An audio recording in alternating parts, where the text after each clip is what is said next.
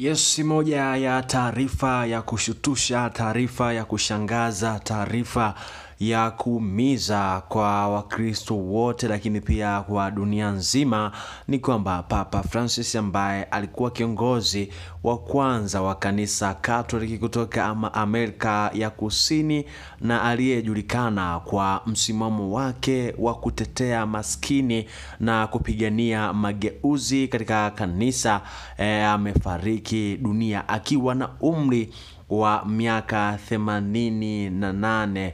Papa Francis wa kanisa la Katoliki. Muda mchache hivi sasa kifo chake kimetangazwa rasmi kwamba Papa Francis ameweza kufariki dunia hii leo, na kwamba kiongozi wa kanisa Katoliki duniani Papa Francis amefariki dunia leo Aprili 21, 2025 kwenye Jumatatu ya Pasaka akiwa na umri wa miaka 88, ambapo Vatican imethibitisha na kusema Papa amefia kwenye makazi yake Vatican, na taarifa zaidi kuhusu kifo chake zitatolewa hivi punde.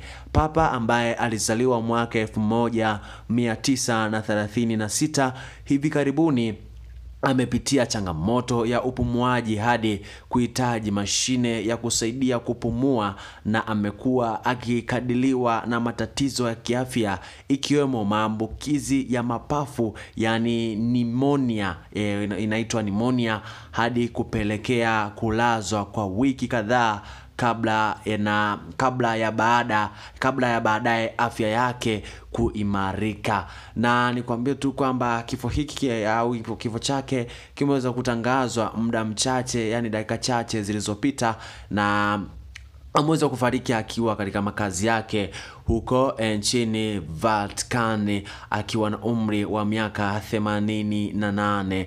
Ni kwamba kiongozi huyo alikuwa kwenye mdololo mkubwa wa kiafya, na ni jana tu ametoka kutoa salamu fupi za Pasaka akinukuliwa, hatujaumbiwa mauti bali uzima. Hayo ndio maneno ambayo aliweza kuyazungumza hapo jana, na amefariki baada ya maradhi ya muda mrefu.